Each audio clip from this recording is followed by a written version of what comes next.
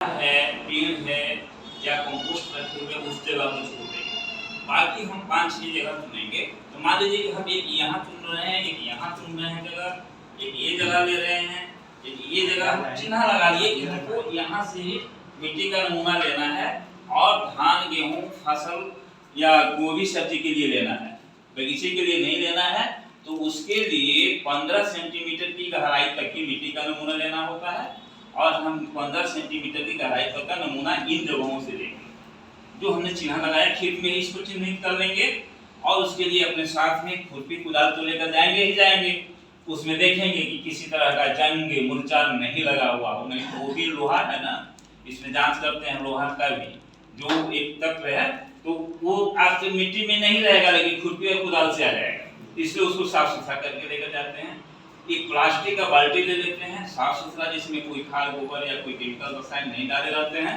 और तब खेत में चलते हैं और इस तरीके का छोटा सा एक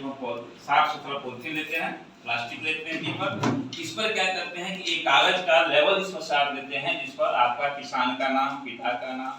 ग्राम, प्रखंड, आपके खेत का खाता खेसरा,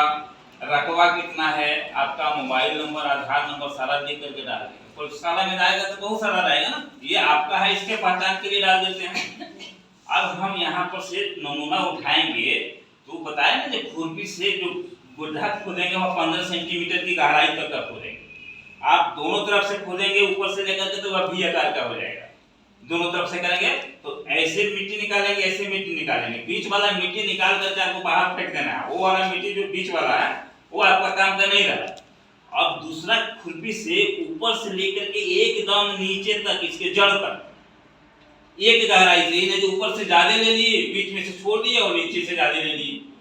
ऊपर से लेकर के नीचे तक और फिर यहाँ भी ऊपर से लेकर के नीचे तक, मतलब 15 सेंटीमीटर की गहराई में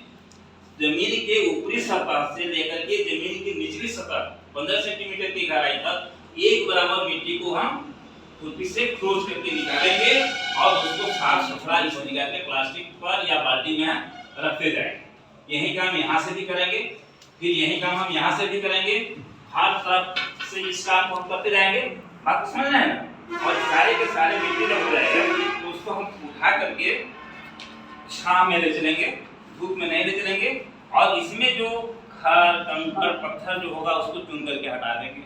वह इतना मेहनत मिट्टी होगा नहीं, वो तो ढेला के रूप में होगा। उसको बढ़िया से क्या करेंगे, और ये 6-7 जगह से उठाए तो 6-7 किलो होगा कम से कम, तो वहाँ से हमको आधा किलो 1 किलो मिट्टी लेना है और उस सारे मिट्टी को एक जगह ऐसे लेकर के हम मिला देंगे, ठीक है ना। मिलाने के बाद से इसमें से आधा किलो हमको मिट्टी निकालना है तो कहीं से नहीं निकालेंगे, बल्कि इस मिट्टी को बढ़िया से फैला करके एक बराबर मिट्टी को फैला दिए और इसमें हम क्या करेंगे, ये उंगली से ही एक चिन्ह लगाएंगे ऐसे, ठीक है। आधा हुआ, फिर ऐसे चिन्ह लगाएंगे, 4 भाग हो गया। एक भाग वाले ए वाले ऐसे हटा देंगे, ठीक है, इधर वाले को ऐसे दूर कर देंगे, ठीक है ना। अब ये आधा मिट्टी बच गया, फिर इस मिट्टी को आप पूरा बढ़िया से मिला देंगे, ठीक है ना। मिला देने के बाद से इसको फिर इसी तरीका से 4 भाग बांटिए, एक ऐसे बांटिए, एक ऐसे बांटिए। इधर वाला निकाले थे आप, अब इस बार क्या कीजिए, इधर वाला निकालिए। इस तरीका से ये जो मिट्टी बचेगा कम हो गया, आधा किलो के करीब में बता, जिसमें नाम पता लिखे हुए हैं, इसमें क्या कीजिए कि इस मिट्टी को डाल दीजिए, ठीक है ना। डालने के बाद से इसको जो है मिट्टी जांच प्रयोगशाला नवादा सूर्या पर है, वहां पर आप भेजेंगे। वहां पर हम क्या करते हैं, जो इतना मेहनत बारीक देख रहे हैं ना, एक चकला बेलना जो रोटी बनाने वाला होता है ना, हम भी लकड़ी का रखे हुए हैं,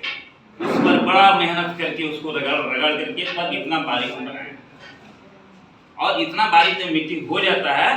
तब हम इसको प्रयोगशाला में जांच करते हैं। जो अभी बताया कि 12 पैरामीटर बताए थे कि खेत की मिट्टी खट्टा है कि मीठा है कि कैसा है ना,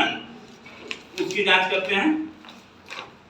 दूसरा बताए थे कि वह खाद डालते हैं मिट्टी में, नहीं एक ही जगह पड़ा का पड़ा रह जा रहा है, दूसरी जगह नहीं जा रहा है। ऑर्गेनिक कार्बन कितना है, नाइट्रोजन यूरिया डालते हैं वो कितना है, फॉस्फेट कितना है, पोटास कितना है। आप जो कहते हैं कि हमारे खेत में धान लगाए खैरा रोग पकड़ लिया, वो क्या है, खैरा रोग जिंक की कमी है, तो वो किस मात्रा में आपके खेत की इस मिट्टी में उपलब्ध है सारे के सारे तत्व, यही चीज जांच करके हम इस कार्ड पर लिखते हैं कि भाई आपका जो नाम पता पूरा जो लिख करके दिए हैं कार्ड पर, सारा नाम पता इसमें लिखा हुआ है, खेत का खाता खेसरा लिखा हुआ है, रकबा लिखा हुआ है, आपका खेत में सिंचाई का साधन है कि नहीं है वो लिखा हुआ है, मोबाइल सिस्टम से हमने उसको उठाया है,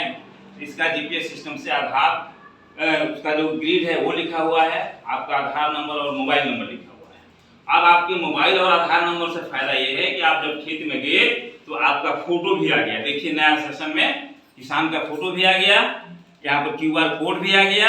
और इस क्यूआर कोड से फायदा ये होगा कि आपके घर में जो मोबाइल होगा उसे इसको स्कैन कीजिएगा तो सारा का सारा मोबाइल का जो में ही यह कार्ड आ जाएगा, और उसमें आप अपने सुविधा के अनुसार जो भी फसल जितना भी लेना चाहते हैं, जितना कट्ठा खेत में लेना चाहते हैं उसको सिलेक्ट कीजिएगा, सब डोज आ जाएगा। खाद आप दो तरीका से डालते हैं, एक डालते हैं मिक्सचर के रूप में डीएपी आपके यहाँ आता है, दूसरा जो है एक ऐसा ही सिंगल सुपर के रूप में यूरिया और पोटासी अलग अलग है। तो आप कैसा खाद डालना चाह रहे हैं, डीएपी के रूप में डाल रहे हैं तो वो भी लिखा हुआ है कि डीएपी के रूप में आप डालिए, तो आपके खेत का जो रकबा आप बताए हैं उसके अनुसार आप कितना कितना डालेंगे। सिंगल सुपर फॉस्फेट पोटास के रूप में दे रहे हैं तो वो भी लिखा हुआ है आप कितना डालेंगे। और सबसे बड़ी बात है ये सारे खाद तो आप डालेंगे ही डालेंगे, अपने खेत में जो है सबसे पहले जैविक उर्वरक वर्मी कंपोस्ट, FYM कंपोस्ट खाद निश्चित जो है 10 से 15% तक का प्रति एकड़ के हिसाब से आप डालना शुरू करेंगे, तब जाकर के आपको जो फसल मिलेगा वो एकदम रोग व्याधि से मुक्त, कम पैसे में अच्छा उत्पादन, और सबसे बड़ी बात आपकी मिट्टी का सेहत सही, आपका स्वास्थ्य सही, ये चीज है।